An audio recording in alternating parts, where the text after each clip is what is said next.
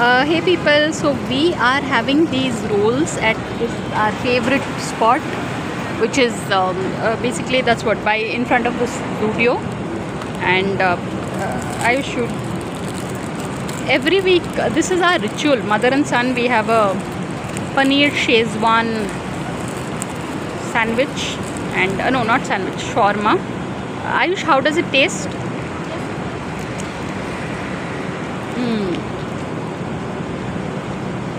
Lots of mayonnaise, and there's water also that you could have. And this is for $120, and earlier I thought it's overpriced until I saw the kind of effort that goes into making each of the items, like, you know, paneer and then the roti. Ayush, how was your day?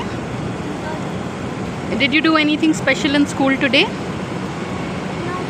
So this is, we are sitting right in front of, you know, Ayush, Mummy did 45 times Surya Namaskar today, and we are sitting in Kavuri Hills, Hyderabad.